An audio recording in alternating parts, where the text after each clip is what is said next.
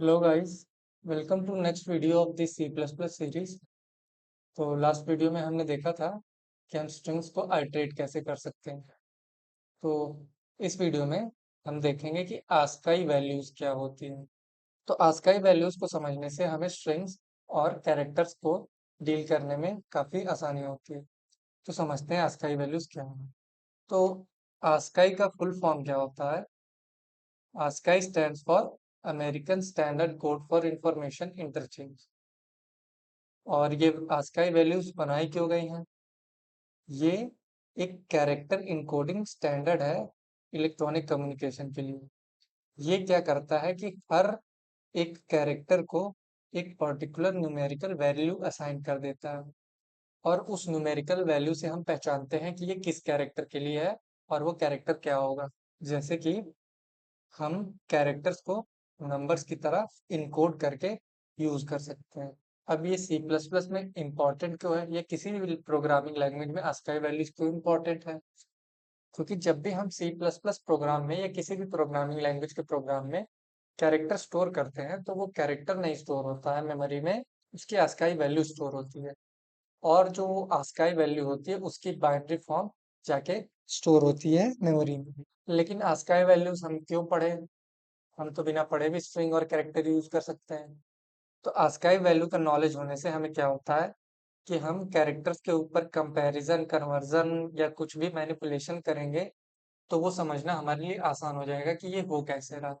तो जितने भी कैरेक्टर्स हम सी प्लस प्लस के अंदर यूज करेंगे, उनको 0 से लेके 127 तक के नंबर असाइन किए गए हैं आस्काई में। तो आस्काई का पूरा टेबल आप इंटरनेट पे सर्च कर सकते हैं, लेकिन हमें सिर्फ अल्फाबेट्स वाले कैरेक्टर से मतलब है, तो हम उनकी आस्काई वैल्यूज देखेंगे। तो कैपिटल ए की आस्काई वैल्यू क्या होती है? वो होती है 65। कैपिटल बी की क्या होती है? 66। और ऐसे ही कैपिटल सी की 67, कैपिटल डी की 68, ऐसे ही करते करते कैपिटल जेड की क्या होती है? 90। वैसे ही जीरो की क्या होती है? कैरेक्टर जीरो, यानी कि सिंगल इन्वर्टेड कॉमा के अंदर अगर जीरो लिखा हो, उसकी अस्काई वैल्यू क्या होगी? 48। वन की क्या होगी? 49। ऐसे ही 2 3 4 करके 9 तक होगा। और फिर स्मॉल ए की अस्काई वैल्यू क्या होती है? 97। स्मॉल बी की 98। ऐसे ही करते करते स्मॉल जेड की क्या होती है? 122। फिर ये वाले कैरेक्टर की क्या होती है? 33। और ये एट द रेट वाले कैरेक्टर की क्या होती है? 64।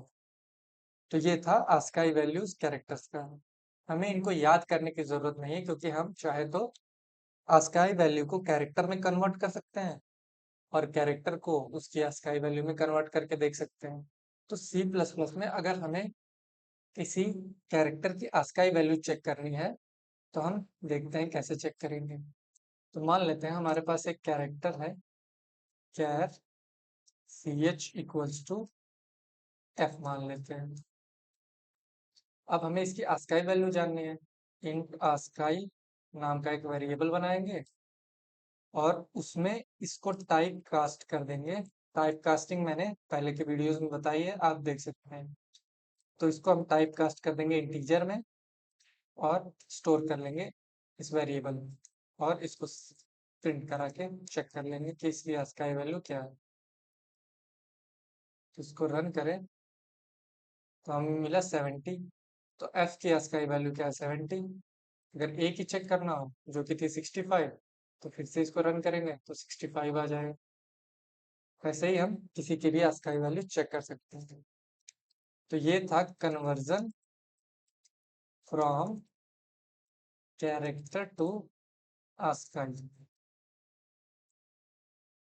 अब हमें आस्काई वैल्यू दी हो, तो हम कैरेक्टर में कैसे कन्वर्ट करेंगे? यानी कि conversion from ASCII to character. तो इसके लिए हम क्या करेंगे? अगर हमें मान लेते हैं कैपिटल ए का आस्काई दिया हुआ है, इंट आस्काई इक्वल्स टू मान लेते हैं 65 दिया है, तो हम क्या करेंगे? हम फिर से टाइप कास्ट करेंगे कैर सी एच इक्वल्स टू, अभी इंटीजर को कैरेक्टर में टाइप कास्ट करना है, तो कैर और यहाँ पे लिख देंगे हम ASCII। तो एक कैरेक्टर स्टोर हो जाएगा इस ch वेरिएबल में, फिर इसको प्रिंट करा लेंगे सी आउट ch एंगल। इस कोड को कमेंट कर देते हैं और इसको रन करते हैं।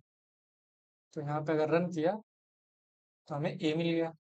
वैसे ही अगर कैपिटल बी की चेक करना हो तो यहाँ 66 दे देते हैं, फिर रन करते हैं, ये बी मिल गया। तो ये थे ASCII वैल्यूज और conversion of ASCII values to character and conversion of characters to ASCII values. तो इस वीडियो के लिए बस इतना ही। अब मिलेंगे नेक्स्ट वीडियो में।